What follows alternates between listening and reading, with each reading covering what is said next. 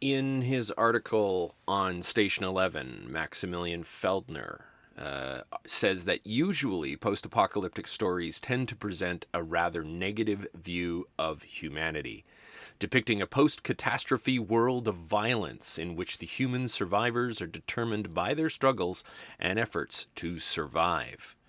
Cormac McCarthy's The Road, 2006/2009, both in its literary and cinematic incarnations, or the popular AMC television series The Walking Dead, 2010 to 2018, can be taken as exemplary for this tendency. It's interesting to me that Feldner talks about both the literary and cinematic incarnations of Cormac McCarthy's The Road, but only mentions the television series of The Walking Dead. And I don't want to imply, I don't want to suggest that Feldner is embarrassed to talk about comic books, but it's interesting to me that he brings up McCarthy's novel and the movie based on it, but he only talks about the TV series when it comes to The Walking Dead. It almost makes me feel like there's this echo from Station 11 where in the section of the text called I Prefer You with a Crown, Miranda's, crummy boyfriend Pablo has no interest in comics. He doesn't understand the difference between serious graphic novels and Saturday morning cartoons with wide-eyed Tweety birds and floppy-limbed cats. My experience with comics in academia is they are an embarrassment to just about everybody. No one wants to talk about them, and if they do, they want to call them graphic novels. You don't teach courses on comics, you teach courses on graphic novels.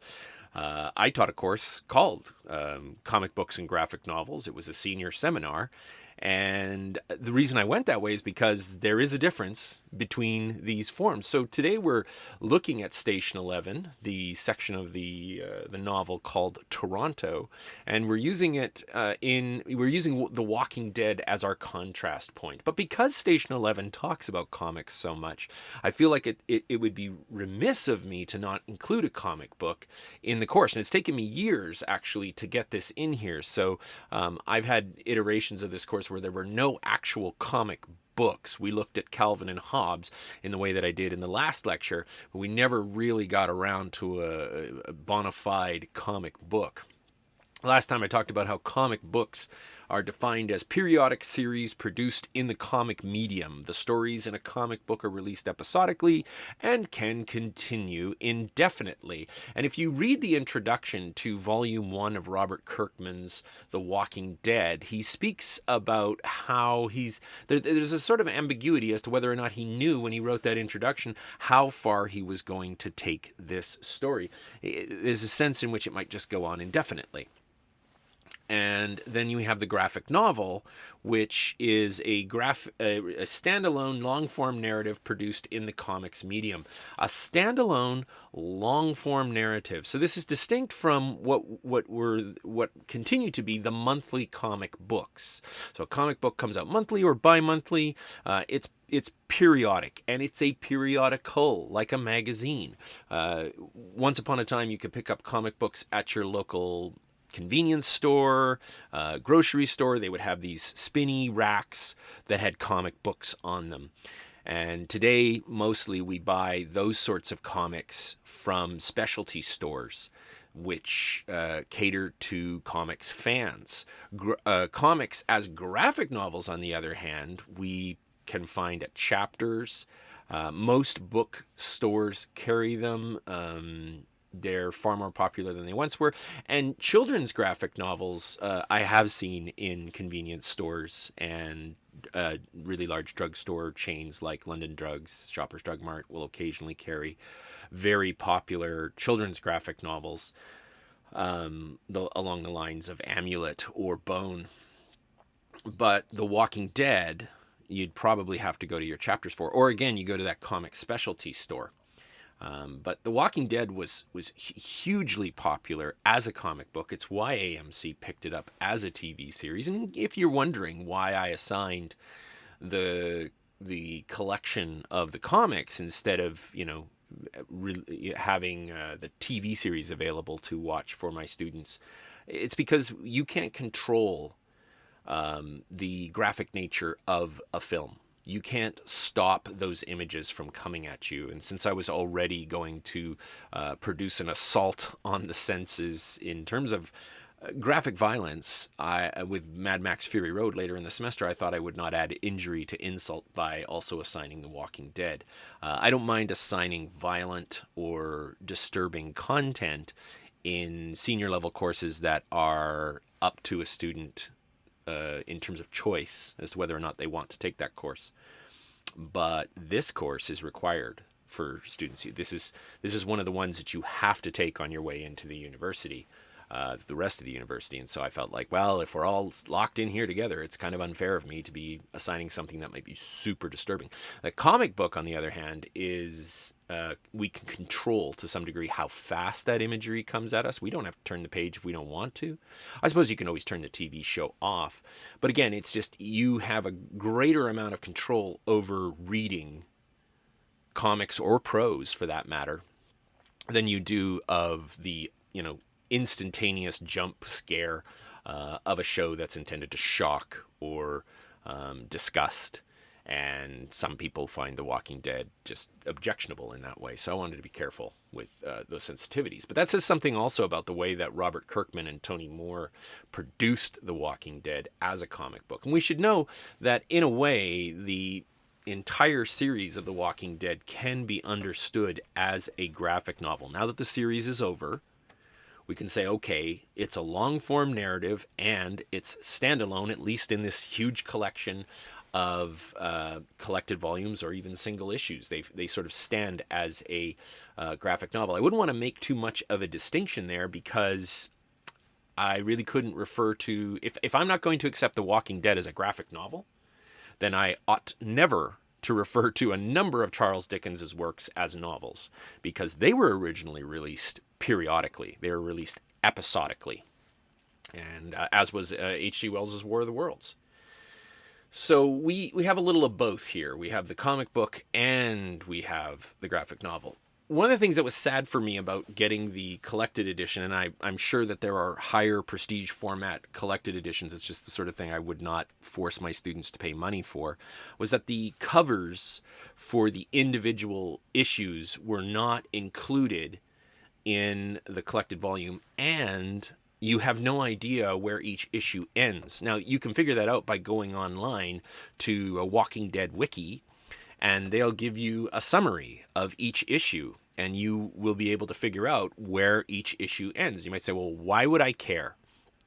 We learned something about the intention of Robert Kirkman as writer by taking a look at where he sticks the cliffhanger. Because a monthly comic book wants to bring you back. It wants you to pick up issue 2, issue 3, issue 4, etc. And if it can't tantalize you with something, you might not feel as strongly that you need to pick up that next issue. But it's like when we watch any television show across a streaming service.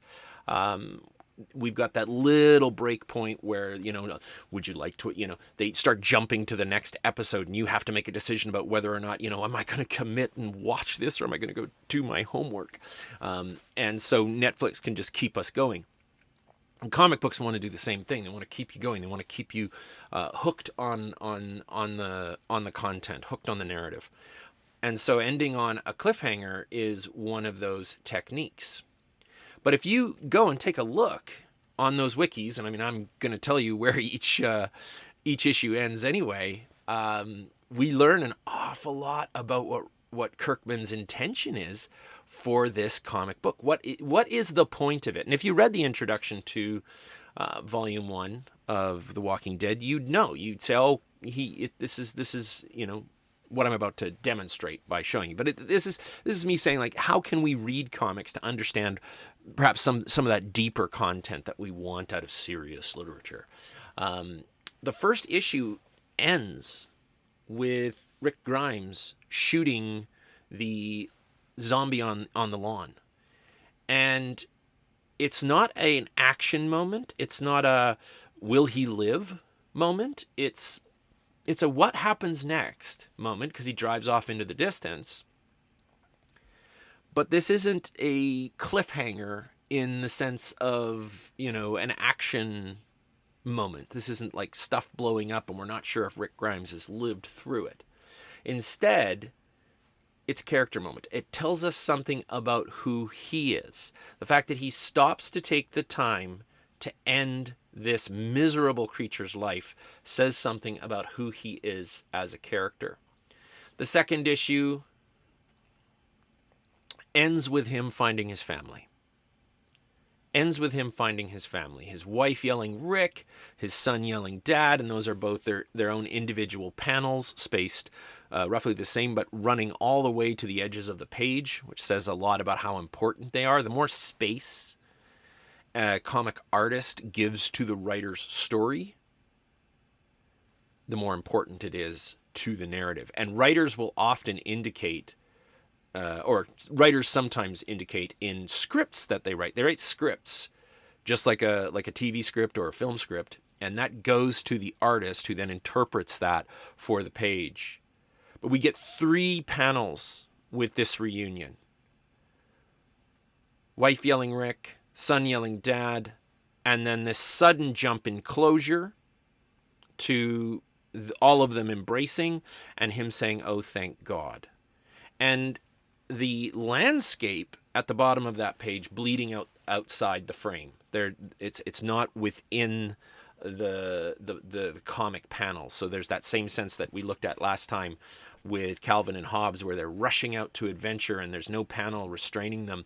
This is a big moment, is one of the things that we can interpret from the way that Tony Moore handles panels in The Walking Dead. Issue 3 ends with Rick's old buddy, partner, looking jealously at Rick and his wife.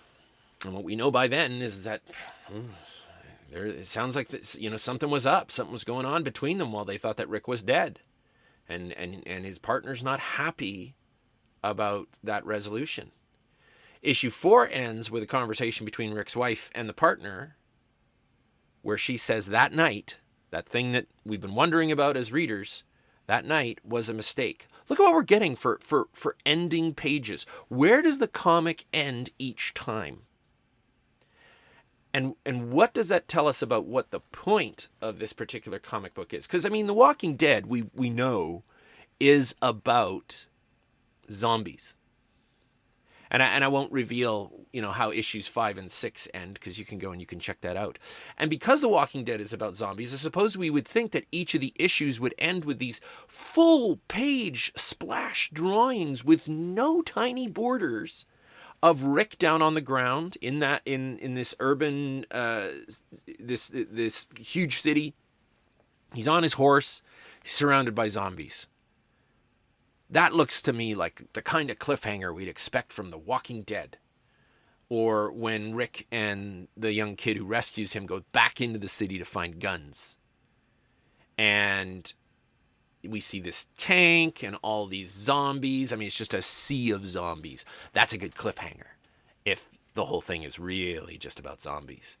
But if we go back through all of those final pages and we understand them as these transition points,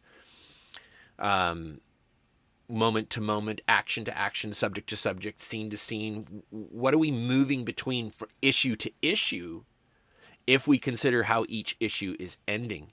And what we would surmise is the same thing that Kirkman talks about in the introduction to the collected edition, which is, this is the story of Rick Grimes, a cop who gets shot. He ends up in the hospital and wakes up to a zombie apocalypse. But it's his story.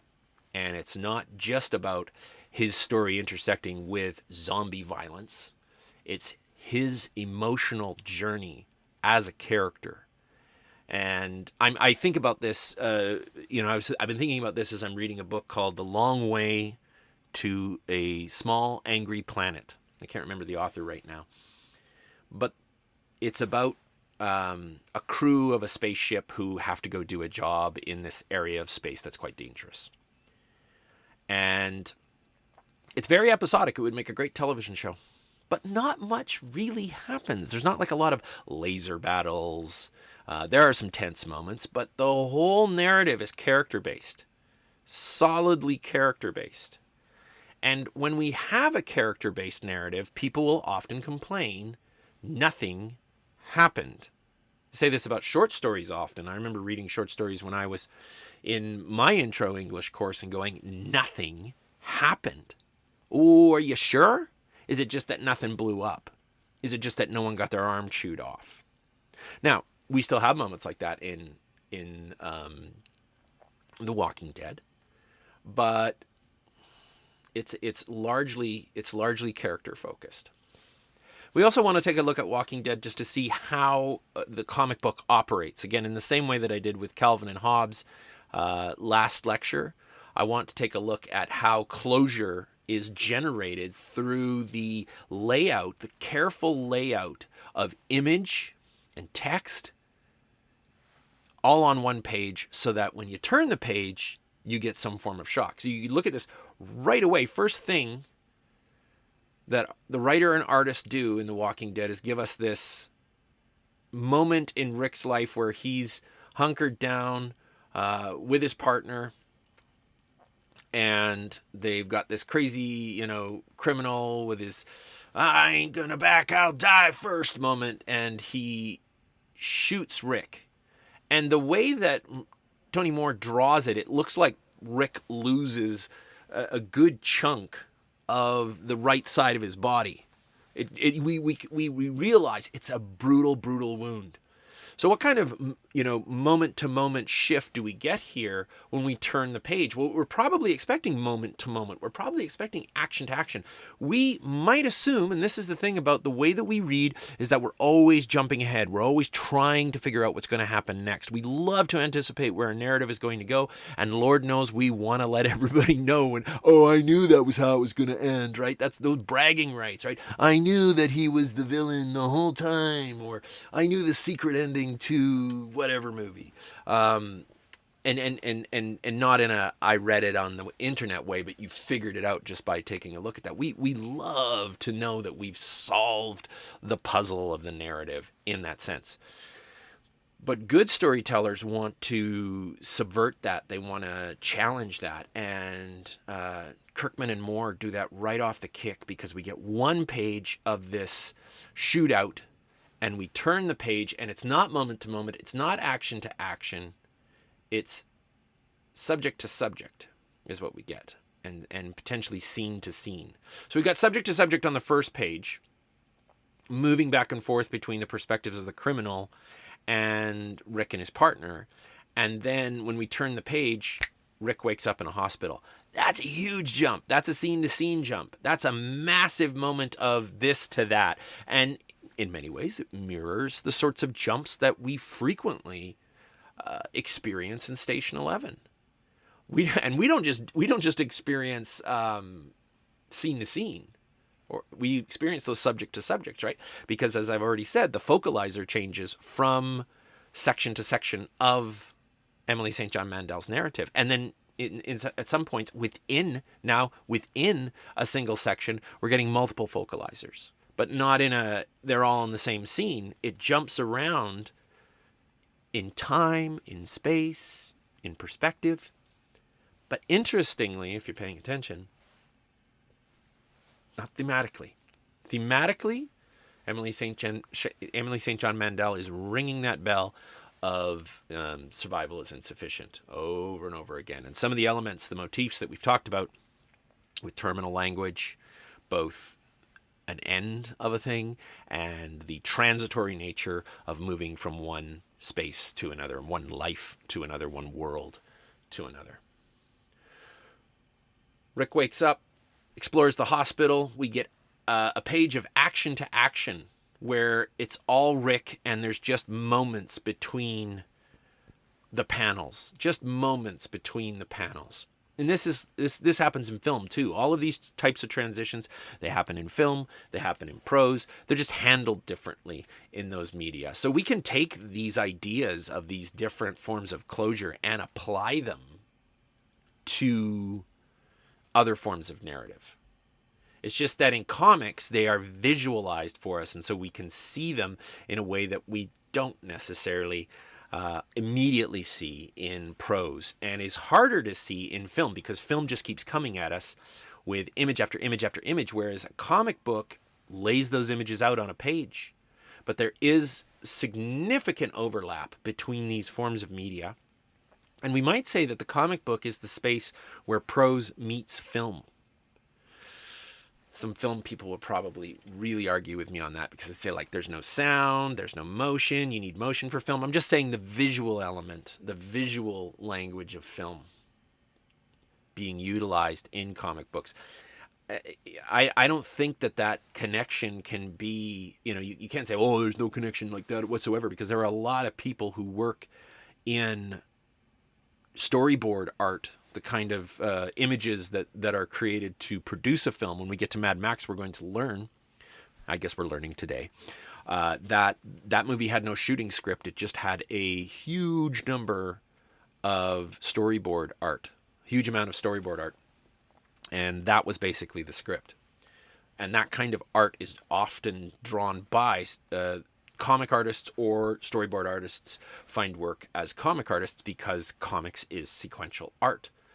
What kind of sequence are we looking at? We had action to action with Rick walking down the hall, and then we've got this moment again where you turn the page, and you have to think about the process by which Tony Moore has to think, how do I lay this page out so that Rick opens the door in the last panel? How do I ensure that the reader has to stay on this page and can't get, we don't have the zombie food fight, the zombie cafeteria that happens on the next page. We don't get that as the last panel of that page. Instead, we turn it and we get the shock of the zombies walking around. This zombie right up at the front. Great splash page again. And they do that frequently. That is a move. That's a stylistic move that we get over and over again from Kirkman and Moore. Great use of what's called a standard 9-panel page. 9 panels fitting perfectly if they're all a little higher vertically than they are wide. Action to action of Rick walking around his neighborhood right before he gets a shovel in the head. And what I love about this is that we've got Rick kind of looking in the 8th panel of this page. And in the 9th panel, we see the shovel, but we don't see who's holding it. We just see hands and a shovel. And that almost acts like what's called a non sequitur in sequential art, which is where you go from one panel to the next and you go, and you're not really sure what that is supposed to mean. But then we flip the page, and boy, do we ever get a payoff. We get Rick getting a shovel in the back of a head, and then this playing out of 3 panels at the bottom where this young kid yells to his dad, I got one.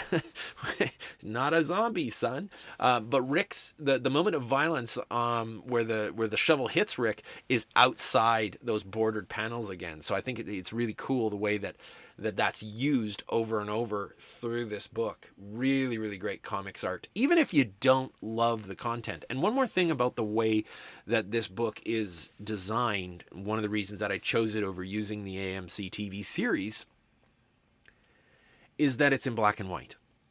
And black and white reduces the intensity of the violence. We're not seeing all the blood and guts in all its grand guignol, gory detail, because we don't have the color. Without the color, it reduces that effect. I mean, famously, Quentin Tarantino took one of the fight scenes for Kill Bill and rendered the whole thing in black and white, and the ratings board said, "Oh, okay, we'll accept that now, because if you can't see the red of the blood, apparently it's not as intense." And I think that is true. There are versions of the art from Walking Dead that has been colorized, that color has been added to, and it's a more intense experience in some ways. The big splash coming after the page again, this repetition of a stylistic move, Rick entering the city, that iconic art that became the poster for season 1 of The Walking Dead, followed by him going around the city, and then we see a few zombies encroaching, and then we turn the page and we see just how much they've encroached again. And this is the closest thing that a comic book can get to a jump scare. It's the closest thing that a comic book can get to a whoa moment.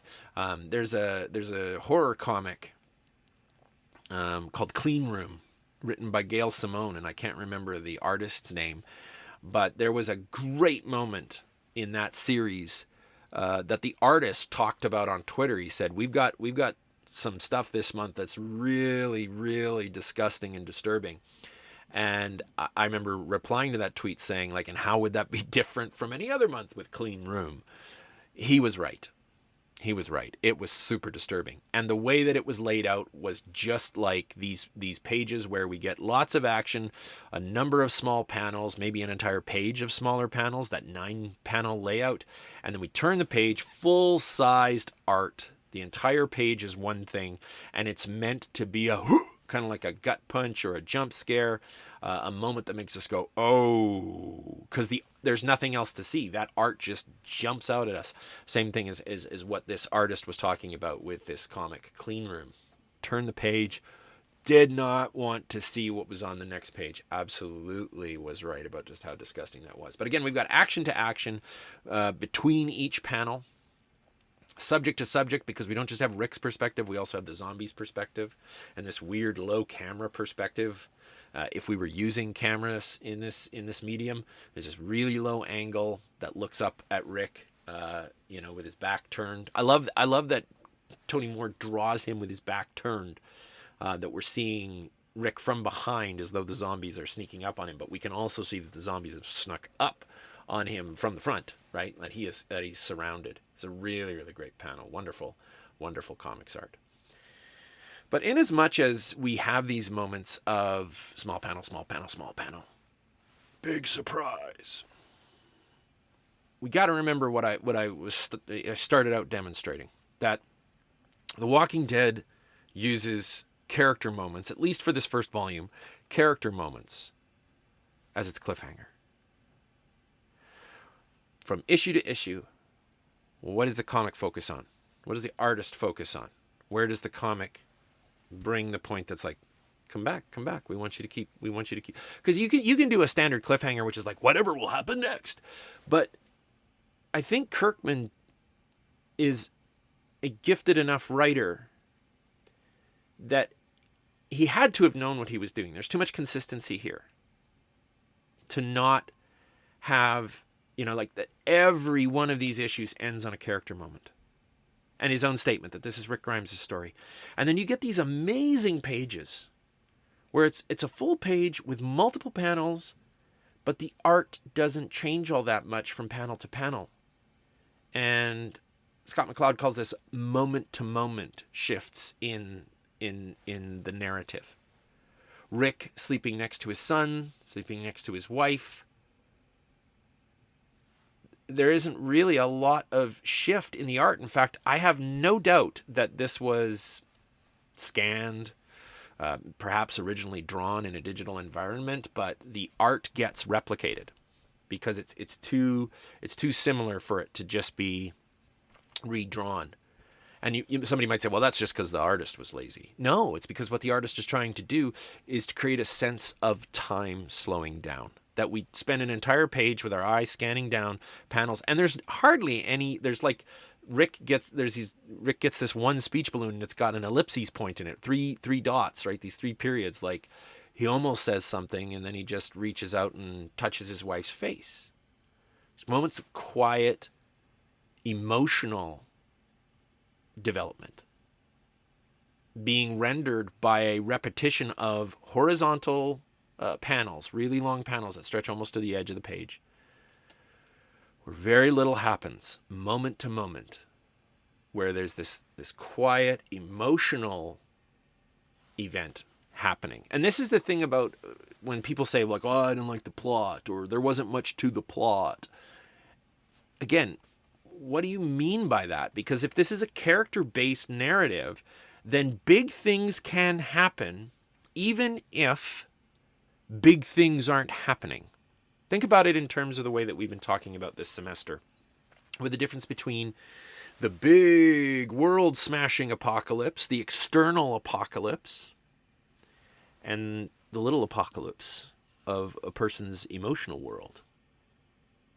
The back and forth that Walking Dead also plays with those things. So, no, this isn't a panel, this isn't a page where, guns are going off and there's all sorts of, violence, but there are deep and powerful events going on that are interior events.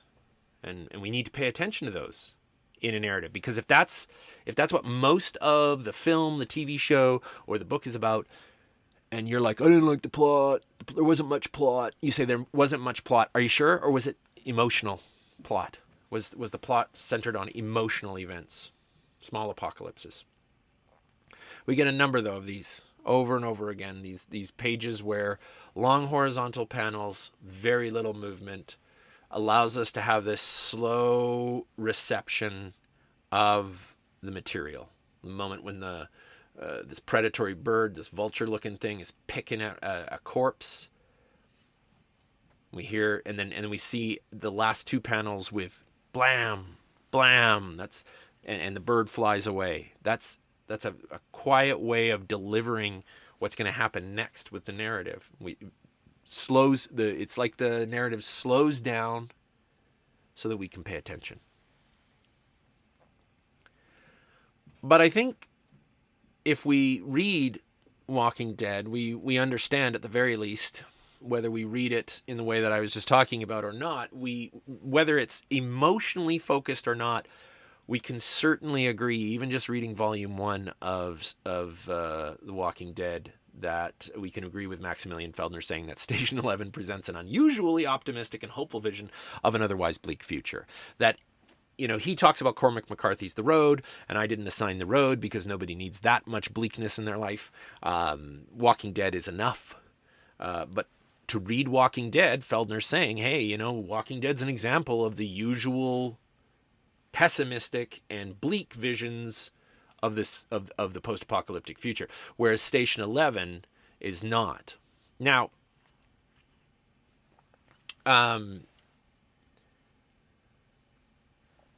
you might say, but there are elements like that.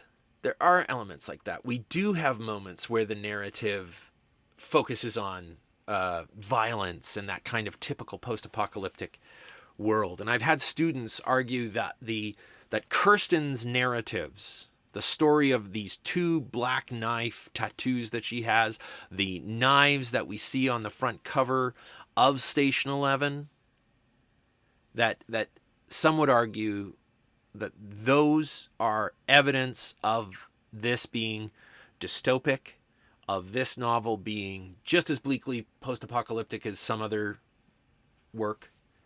And my response is, look at the way that we get moments of violence in the work. So with Station 11, let's go back to part 4, the Starship, where this guy Diallo, who has a sort of newspaper, is interviewing Kirsten Raymond in the post-apocalyptic future of Station 11. And he says, but perhaps you could just tell me. I won't talk about it, Francois, and you know better than to ask. I won't talk about it, Francois, and you know better than to ask. And then in the section called Toronto, we return to that interview, and Diallo apologizes for asking. He says, I shouldn't have asked about the knife tattoos. She says, forgiven. Thank you. I wondered if I might ask you about the collapse, right? And so we get these little jumps back over to the interview with Kirsten.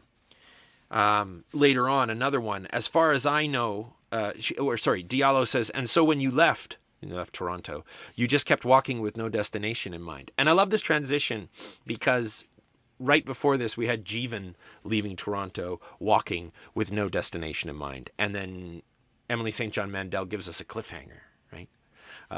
So again, there are these sort of structural similarities here. But she thematically moves into Diallo saying, and so when you left, you just kept walking with no destination in mind. And that's really great. We see that sort of thing in film, and it creates a sort of conceptual continuity. And Kirsten replies, as far as I know, I actually don't remember that year at all. Now listen to that. I actually don't remember that year at all. Now some students will say, but I know what happened there. How do you know?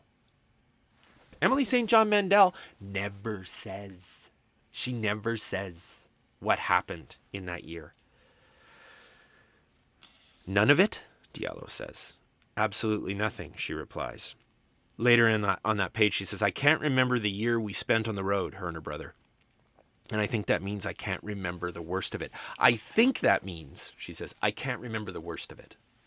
But I've had students who tell me Kirsten was raped on the road. And I'm like, is that in the book? Oh, it's there. You can tell. No, I can't. What we know is that awful things happened in the first year. We get hints of that in Jeevan's walk across the lake, right? This silent landscape, snow and stopped cars with terrible things in them. But notice that she doesn't tell us with, in gory, gratuitous detail what those terrible things are in the car. Whereas within the first issue of The Walking Dead, Rick has seen many terrible things, and Tony Moore has made sure that he's illustrated them with some level of detail. Stepping over corpses. But none of these corpses get up and try to chew your leg off. The road seemed dangerous. Jeevan avoided it, staying mostly in the woods. The road was all travelers walking with shell-shocked expressions. Children wearing blankets over their coats. Maybe that was Kirsten and her brother, but the book doesn't say. We just, we can make some inferences. People getting killed for the contents of their backpacks. Hungry dogs. He heard gunshots in the towns, so he avoided those too. He slipped in and out of country houses, searching for canned goods, while the occupants lay dead upstairs. That's a bleak future, no doubt about it. But how many lines in the entire section of Toronto does that take up? And I want us to consider, what does the irresolution of Kirsten's backstory have to do with Mandel's theme of survival being insufficient? If Mandel won't resolve this issue for us, what does it say about her focus? Because it's not just Kirsten Raymond who won't talk about it, it's Emily St. John Mandel. I've had students ask me about stories that we read. The short story, A Good Man is Hard to Find by Flannery O'Connor, where a family on vacation crashes into a ditch. They all get out of the car, they're all okay, but then along comes a serial killer and his cronies, and they end up shooting everybody, including the baby. And my students say, why didn't any of the characters do anything about it? And I always go, I totally relate, I understand. My mother would have chewed someone's arm off. My mother was a very fierce woman. She would have picked up a rock and at least made the attempt and been shot down perhaps in the attempt, but then we'd have felt some sense of vindication. But the mother of Flannery O'Connor's A Good Man is Hard to Find is not my mother. Flannery O'Connor created very particular characters in a very particular way to deliver a story with the title A Good Man is Hard to Find, because nobody's very good in that story. So we don't really have any heroes in that story. We have to take a look at the way that the narrative is constructed, not the way that we wish it were. And we can't allow our own experiences or even our own awareness of what the world is currently like to color the way that a text's diegetic world, the fictional world. So when I say diegetic world, we're talking about the fictional world. How we read that. You can't come to the text and say, I think Kirsten was X, Y, or Z. This is what definitely happened to her, because Emily St. John Mandel never says. I mean, she does tell us a little bit more about how she got those knife tattoos later on. But we never really learn what happened in year one, other than the fact that she can't remember, and that probably implies that it was awful. But we can't say we know for certain what the nature of awful was in that particular moment, or in that moment that isn't on the page, that isn't in the text. We can only work with what's in the text. So again, go back to The Walking Dead. What do? You get scenes of explicit violence, not after some hours he heard gunshots far distant, as it is for Jeevan at several points in the narrative of Toronto. Where is Jeevan? Think about that. For Toronto, where is Jeevan? Well, he's in Toronto. Sure, but where specifically? He's in his brother's apartment, looking down upon the city. And we get a sense of what's going on in the world outside of the apartment. But again, this is a pretty quiet apocalypse. I mean, if we had to compare and contrast Jeevan's experience in Toronto with Rick's experience, this is a significant difference here, right? Jeevan's is pretty quiet. Jeevan's is pretty laid back. Jeevan sometimes heard gunshots at night. Or the moment that it says the thoughts of fires in a city without firefighters hadn't occurred to him. Now, right there, narratively, there is the potential for a scene where the entire building burns down. But Emily St. John Mandel never imagines it. So we might read that and we extrapolate what's happening, but the text doesn't. It focuses through Jeevan on the experience of being with his brother for these last weeks, culminating in his brother's sacrificial suicide, to allow Jeevan to go out into the world. Again, compare and contrast that with Rick in the city. Rick's down on the ground. Jeevan's way up high. Rick's down on the ground with zombies. Jeevan doesn't have zombies, period. So there is a difference in the way that these texts are focalized. Even if the narrative elements, the motifs, the story is similar in some way. The end of the world, post-apocalyptic. There are significant differences, and there's not just zombies, right? Because there's serious threats out there that Jeevan and his brother talk about. What we do when we do any of the kind of reading that I've been talking about today is close reading. And close reading is when we're paying really, really close attention to the text as it is written, not how we wish it was, or what we might, you know what I thought should have happened in that one part. Jeevan should have whatever, And I think we do that because, and there's nothing wrong with it. Just so you know, I mean, as creatures who love story, as storytelling animals, we will almost always put ourselves in the shoes of the individual and ask, how would I have reacted? It's why disaster movies work. Is because we sit there going, ooh, would I have done that? Could I have handled that? Would I have survived? What would I have done if I'd been on the Titanic? What would I have done if I was on the Poseidon when it capsized? So we do that. And that's a very emotional, subjective response. Nothing wrong with it. But if we're going to analyze a text and say what it is about or what it means, then we do a close reading. And one of the things that we're told to do in close readings is to look for patterns, repetitions, contradictions, and similarities, because those establish some of the meaning of the text. And there's a repetition of the language of survival in the chapter in the section of the book called Toronto. There's still a world out there, Jeevan said, outside this apartment. Now, there's a bunch of other words Emily St. John Mandel could have used in that sentence. There's still life out there. She could have written that. But she wrote, there's still a world. The number of times Emily St. John Mandel drops language that has this sense of not the ending of the world, but the ending of a world are manifold. There's all these repetitions of that as almost as a linguistic motif. When Jeevan was a whatever, right? We get these references that she makes to when Jeevan had some other job, and that was another life for him, right? Not the life that he's currently living. His brother has had other lives as well.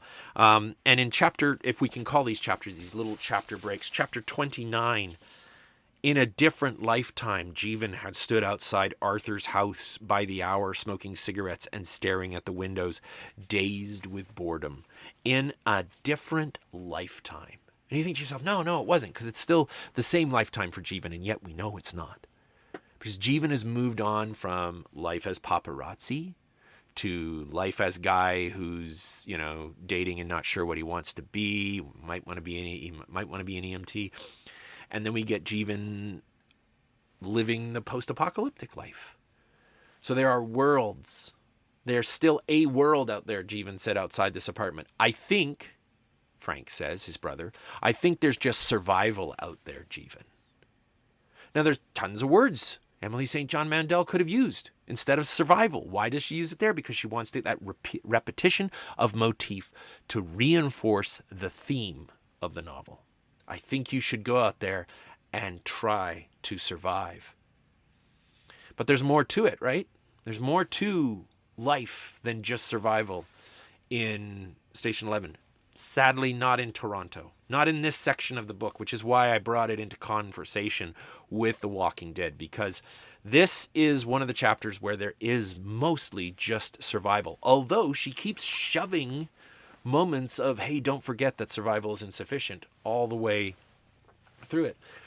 We get a reference from Frank's memoir that he's working on. He's working on this memoir for this famous unnamed philanthropist. Before they were famous, my actor friends were just going to auditions and struggling to be noticed, taking any work they could find, acting for free in friends' movies, working in restaurants or as caterers, just trying to get by. And there's a point in the novel where, Jeevan is asked, about the work that he does. It's making a living, but it's not living, right? Being a paparazzi is just trying to get by. When Miranda is trying to get out of the relationship with Pablo, there's a sense in which she's just existing. It's just survival. And it's not post-apocalyptic in the way that the novel will become, or the way that the novel will already become by that point. The events that are lying ahead of them are these grand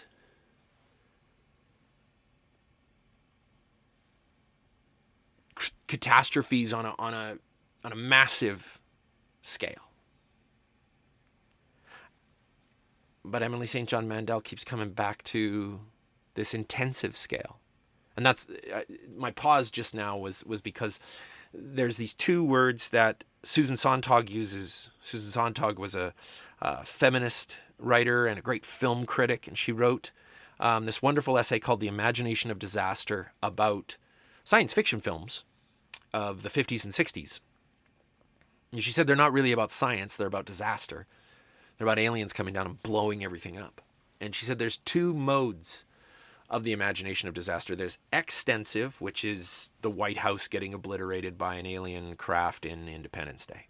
That's extensive. That's not Susan Sontag's example. That's mine. And then there's intensive. And intensive is up close. It's personal. It's Jeevan and his brother in the apartment. In fact, we could say that a lot of the moments in Walking Dead are extensive, but Walking Dead has lots of intensive moments too.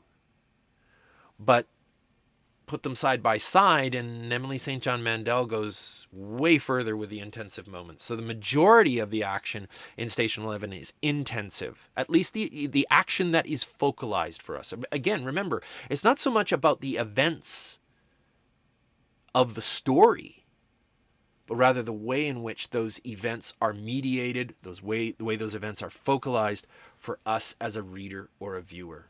It's like those disaster movies, Jeevan had said. In the movie version of this, there's afterward. And Frank says, I don't think there's going to be an afterward. But in disaster movies, there's an afterward. And it feels like Emily St. John Mandel, again, saying something about terminal language. That something's going to come after this, that there's going to be a remnant, that there will be somebody left over. But Jeevan heads out. His brother commits suicide. Jeevan leaves the apartment, and he sets out. And when, again, we think about the focalization of Jeevan's experience as he walks along the lake, one of the Great Lakes, leaving Toronto, he's alone for quite a bit of it. I mean, there comes a point where he meets some other people, but he's mostly alone. And this section of the book, I think, is less intense and violent in the same way that Walking Dead is than it is just sad and lonely. Now I'm going to talk about unity of effect. I just find this part of the novel melancholic. That it's sad. It's sad that he loses his brother. It's sad that he's out there by himself. It's a lonely image that we are left with at this point in the narrative. And again, we have to compare and contrast that with the vision of Station 11 and understand that, as Feldner argues, Emily St. John Mandel's future, the post-apocalypse, is gentler. Because Jeevan hears gunshots far away. He's not front and center for the action like Rick Grimes is.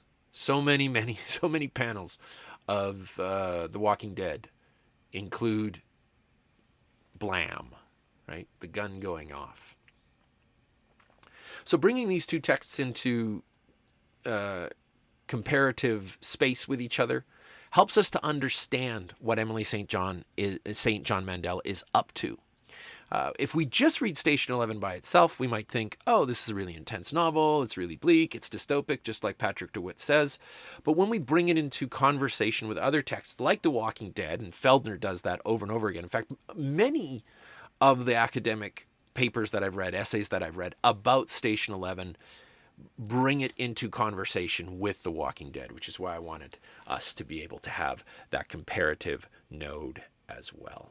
Now, next up, we're going to be taking a look at the section of the book that is titled The Airplanes. Or, sorry, no, it's The Terminal. Or is it? Now I'm confused here at the end. It's The Airplanes. Haha. Making mistakes on YouTube for everybody to see forever. The Airplanes is up next, and we're going to also be having a conversation about game narrative, because there's a way in which some of the stuff that's going on in the next section of the novel intersects with the interactive nature of game narrative. So we'll see you next time for that discussion.